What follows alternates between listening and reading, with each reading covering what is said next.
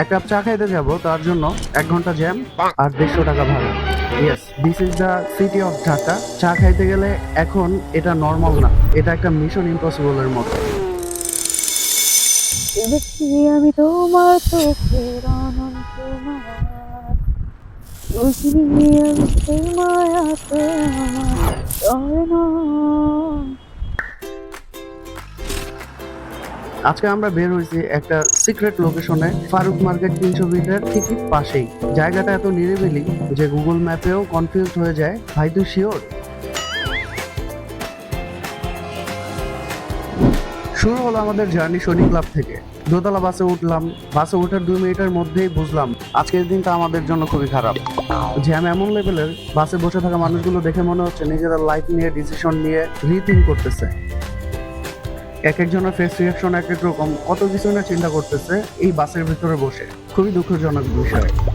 সারা দিনের কাজ ক্লান্তি সবকিছু ভুলে যখন বাসে ওঠে তখন মানুষ এক চিন্তার ভিতরে হারা যায়। কত কিছুই না ভাবা যায় এই যতক্ষণ সময় বাসের ভিতরে থাকে। একটা আলাদা সময় থাকে, কিন্তু খুবই কষ্টকর।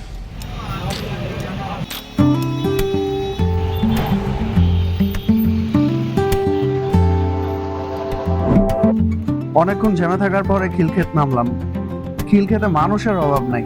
বাস একটু আগে নামায় দিছে, কিন্তু হিউজ পরিমাণ মানুষ এখানে ঘোরাঘুরি করতেছে। ফুট ওভার ব্রিজে এত মানুষ, মনে হচ্ছে ফ্রি ওয়াইফাই দিচ্ছে। ব্রিজ পার হয়ে একটা রিক্সা নেওয়ার জন্য গেলাম, কিন্তু ভাড়া চাই হিউজ পরিমাণ। এখানে অটোওয়ালারা 7 কিলো রাস্তা বানায় দেয় 17 কিলো, আর 100 টাকার ভাড়া ওরা চায় 200 টাকা। এর নিচে ওরা যাবে না। কিন্তু কেন, সেটাই বুঝি না।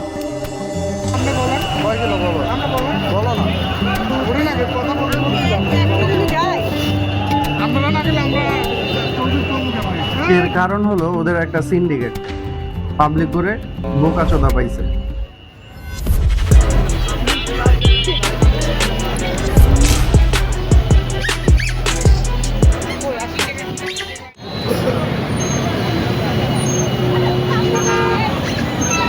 সব জায়গায় অটো রিক্সা ভাড়া খুঁজে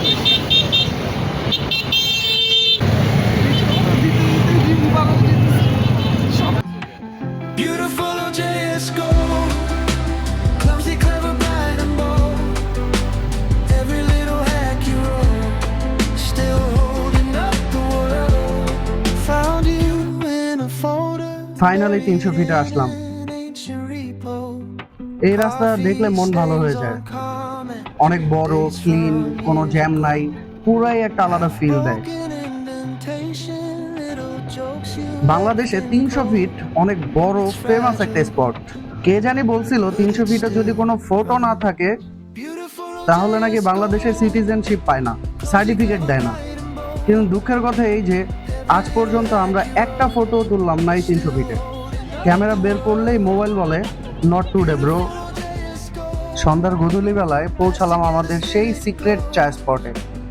এখানে এসে পরিবেশটা খুবই আলাদা হয়ে গেল। গ্রামের একটা ফিল চলে আসলো। একটু অন্ধকার, জোনাক পোকা, ঝিঝি পোকা ডাকে, খুব সুন্দর একটা পরিবেশ। এনভায়রনমেন্ট 10 আউট অফ 10, নিরিবিলি 100 out of 10, customer 0 out of 10। 2টা দোকান, কিন্তু কোনোটাতেই চা নাই। খুবই দুঃখের বিষয়। আমি ভাবলাম এটা কি প্রাঙ্ক নাকি, এত দূরে এসেও চা পাবো না। এটা আমার সাথে ইমোশনাল ড্যামেজ হয়েছে। আমার সাথে না, আমাদের সাথে ইমোশনাল ড্যামেজ হয়েছে। দোকানদার হিসেবে এক মুরব্বী আর মুরব্বী আন্টি এখানে ব্যবসা করে। তো ওনাদের কাছে জিজ্ঞেস করলাম দোকানে চা নাই কেন। ওনারা রিপ্লাই করলো এখানে নাকি সারাদিনে 2-3টা কাস্টমার ছাড়া কেউ আসেই না, আর 2-3 জনের ভিতরে 1 জন বা 2 জন এরকম লোকই আছে যারা চা খায়। তো চা বানাইলেই নাকি লস। মানে বুঝলেন, এখানে চা পাওয়া যায় একদম ভিআইপি সার্ভিসে। আপনি গেলে তারা বলবে স্যার আপনার জন্য স্পেশাল চা কালকে বানাবো, এরকম আর কি অবস্থা। চা যেহেতু পাই নাই, এই জন্য আমরা কি করলাম, বসলাম, বসে চিপস খেলাম, মজু নিলাম, মজু খাইতেছিলাম। তখন বললাম একটা গান গাওয়ার জন্য, গানও একটা শোনাই। গান গাও। অবাক চাঁদের আলোয় দেখো, ভেসে যায় আমাদের পৃথিবী। আড়াল হতে দেখেছি তোমার নিষ্পাপ মুখখানি, তুলেছি আমি তোমার চোখের অনন্ত মায়া, বুঝিনি আমি সেই মায়া তো আমার তবে নয়, তুলেছি আমি তোমার চোখের অনন্ত মায়া, বুঝিনি কবু সেই মায়া তো আমার তবে নয়, ভুলগুলো জমিয়ে রেখে বুকের মন কোথায়, আপন মনে আড়াল থেকে ভালোবাসবো তোমায়, ভালোবাসবো তোমায়। গান শুনলাম, ভালোই লাগলো, মনোরম পরিবেশের গান। তো এখন চা যেহেতু আমরা পাইলাম না, সেজন্য আমাদের প্ল্যান চেঞ্জ হইলো। আমরা ওখানে টুকটাক একটু নেহারির কথা বলছিলাম, তো আমাদের মনে হইলো যে নেহারিটা খাওয়া এখন বেটার হবে, হালকা ক্ষুধাও পাইছে। তো নেহারি খাওয়ার জন্য আমরা রওনা দিলাম কালশির উদ্দেশ্যে, কিন্তু অনেকক্ষণ যাবৎ ওয়েট করলাম, রিক্সা অটো কোনো কিছুই পাচ্ছিলাম না। প্রায় 15 মিনিট ওয়েট করার পরে আমরা একটা অটো পাইলাম।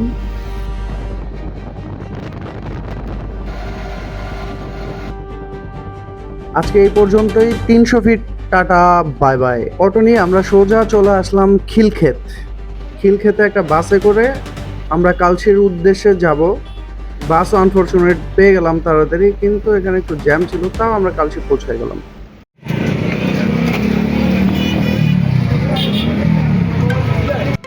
কালশি থেকে নেমে 1 মিনিটের ডিস্টেন্স আসলাম স্পেশাল নেহারি ঘর।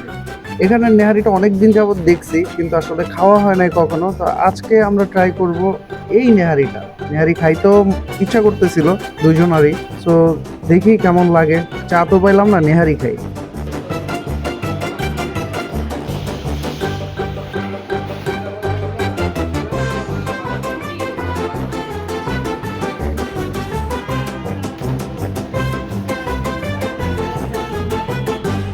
চা পাইলাম না, কিন্তু নেহারি দিয়ে মন ভরলাম। তো নেহারিটা খুবই ভালো ছিল, হালিমটাও খুবই ভালো ছিল, পুরো একটা কম্বো প্যাকেজ। নেহারি, হালিম, পুরি, রুটি আর সালাদটা একটু ঝাল বাট মজার ছিল। Total 7 out of 10। তো আজকে আমাদের চা খাওয়ার মিশন হলো না, কিন্তু নেহারি খাওয়ার মিশনটা পাস হয়েছে আলহামদুলিল্লাহ। 350 টাকার মতো বিল আসছে। এই খাওয়া দাওয়া শেষ করলাম।